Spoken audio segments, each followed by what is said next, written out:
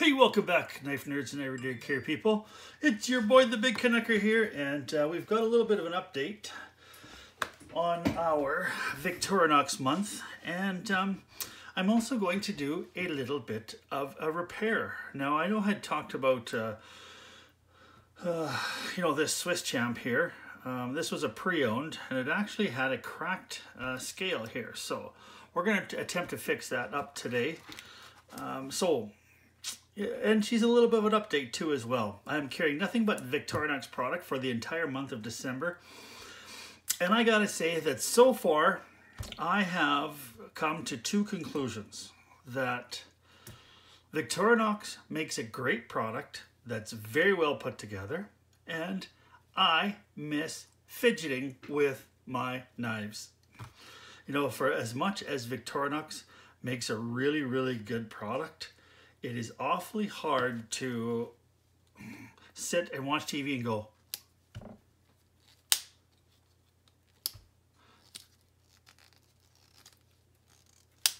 it just doesn't have the same the same kind of feeling. But that has been what I have missed so far. Victorinox extremely capable all the way around. And just a kind of an update what I've been carrying.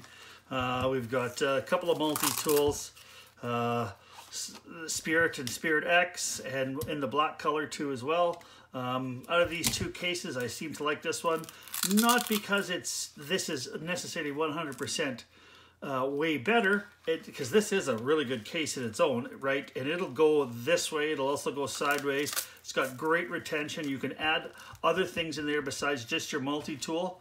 What I like about this one more, as an everyday carry so far, is the fact that it's got a smaller footprint and it seems to snag on chairs or tables and stuff way less. That seems to be the biggest thing that I like this one over this one. But this one here, it's a great, and it's a triple aught design, triple aught, and like I said, it's not a cheap case by any stretch of the imagination.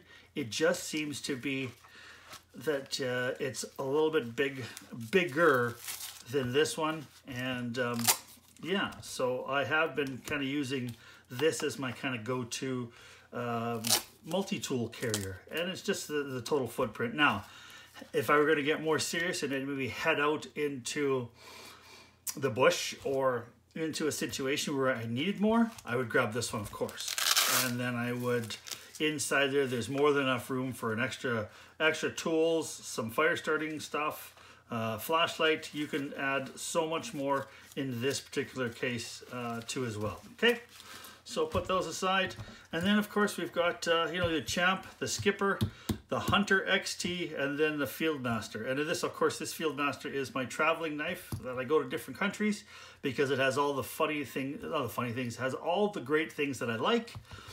But so far this month, I have to say, I've really enjoyed carrying the Champ and the Skipper more than the other ones. This seems to be my two that I like quite a bit, just on the straight, plain old pocket knives.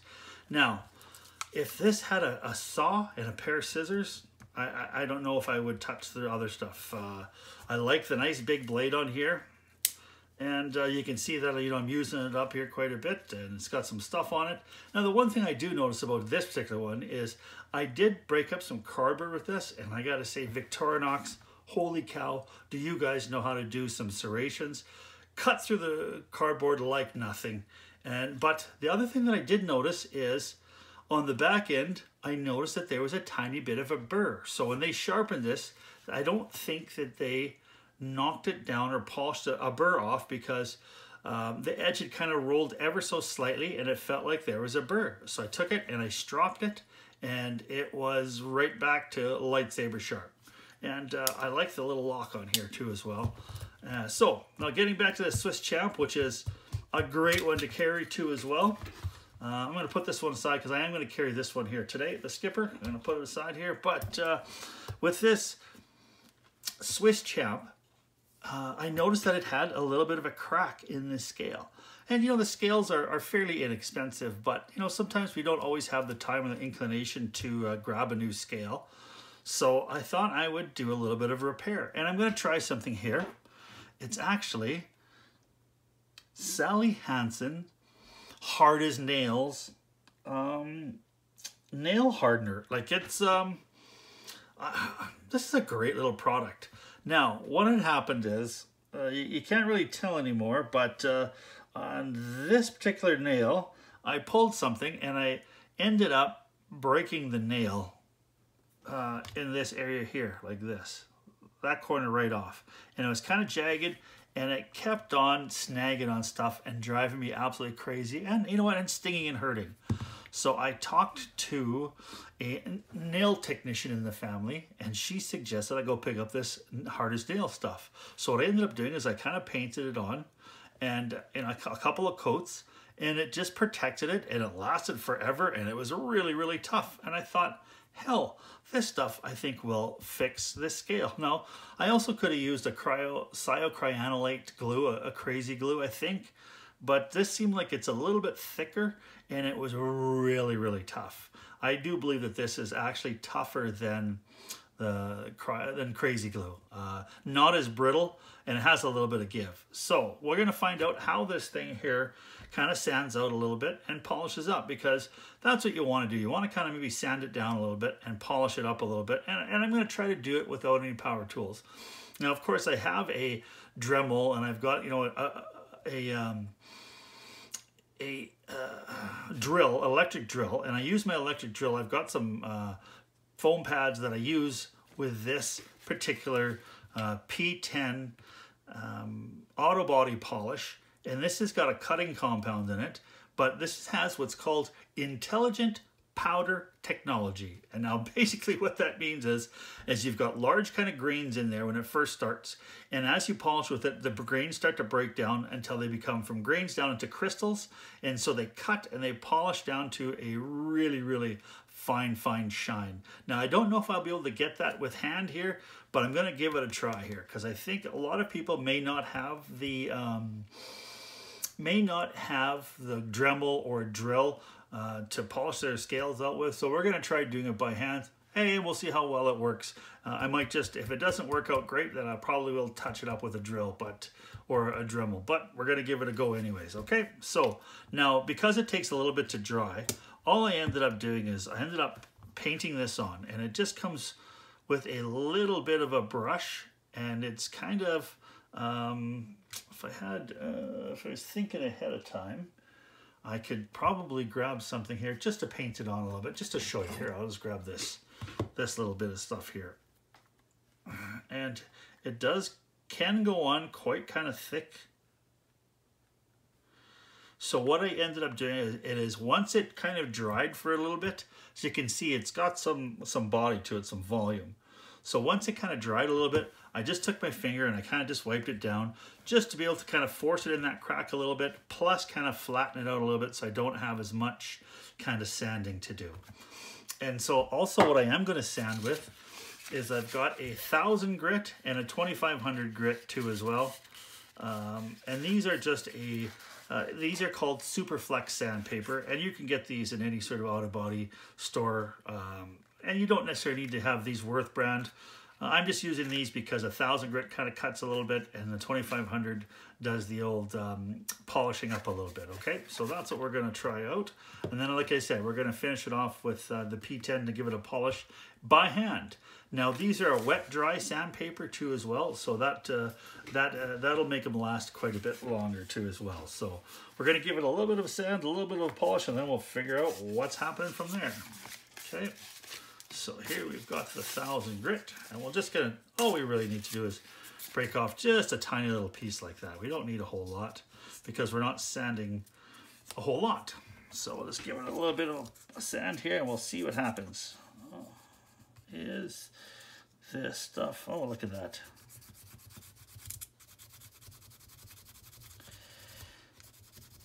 Oh. And I guess the dumb thing I should have told you is I should have showed you that it had quite a long crack right from here all the way up. And it was, yeah, it was extremely noticeable. And we'll see if we can get it hidden, okay? And you can see that there is some of the red stuff coming out. And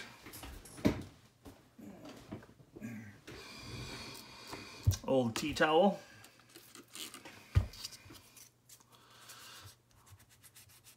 And we'll see what happens with that. And this is just simply some water with an ever so tiny bit of dish soap in it. And I use that for not only wet dry sandpaper, I also use it for sharpening too as well. So let's just see how we're doing here. Oh yeah, she's, you can't even see it no more. We'll just give it a tiny bit with a little bit of the 2500 just to see if we can make it just a little bit shinier. A little bit of water on there. And then from there, we'll give it a polish a go. And we'll find out how that works.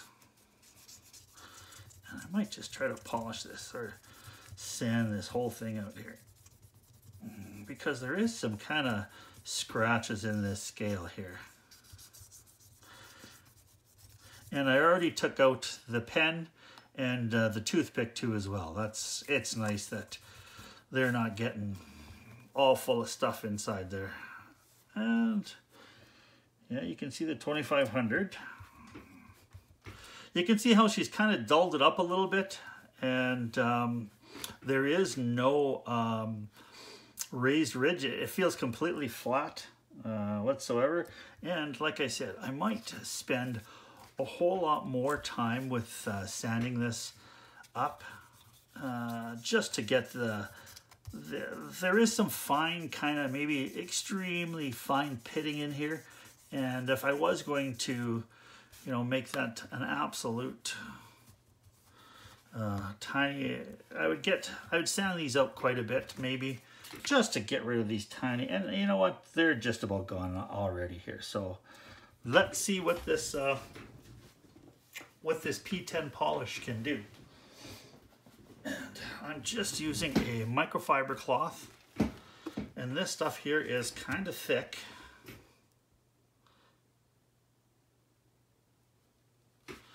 And like I said, this is all you tiny bit of need here. All you need here is a tiny bit. Now you may want to maybe try something like Flitz too as well as a metal polish, but basically all that polish is just a very fine sandpaper. That's all that is. And it's a very fine abrasive. And as you can see, there is a little bit of the red coming off with just that little bit of polish.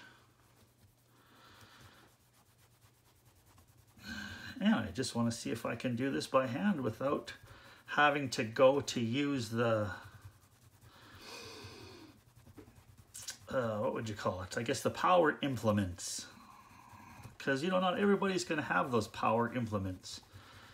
And some of the stuff you might be able to use with this is perhaps a toothpaste. A lot of guys have used toothpaste. It's got a very fine grit in it. Some metal polish, of course, because it's got a very fine grit. Some auto body cut polish. And there we go. There we go. She has been polished up. Well, I gotta say, that's not too bad, eh? Oh, finger locked up. There's the other side here. There's this side that's been repaired. Now, when you actually just look at it face on, you really can't see the repair. But I guess as you get it in certain lights, you can see that there's still a little bit of cryocyan, or there's a little bit of this nail hardener in there. And I might just go back and sand this down a little bit just to get rid of some of that, because you can just see a very faint outline of it here. But it may not translate to the camera. Who knows? But it seemed like it polished up really nice. Wow, really like that. That's quite nice. Now we'll put that back in there. Oops. That can go right back in there, and then the toothpick can go in there. And we might just give this side a tiny bit of a polish too as well. We'll see what happens there. Because this P10 stuff, it seems to be like, it's fantastic. And just straight polishing by hand.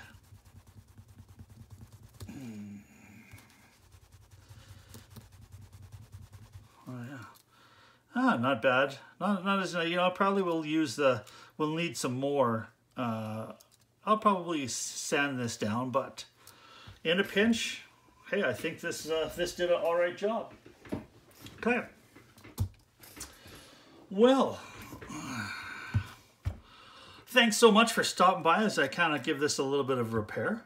Appreciate it so much, you guys, for stopping by. Now, if you like what you saw, please give me the thumbs up as well as a subscription. I appreciate it so much. I would love to hit 1,000 subscribers. That's the goal. That was the goal for 2020. And you know, I'm just about halfway there. 2020 ain't over yet. But by 2021, we'll see what I have. But all I got to say, guys, is thanks so much for stopping by. And please stay safe out there. We're not out of the woods yet. Please keep your stick on the ice, the shiny side up. This is the Big Canucker saying adios.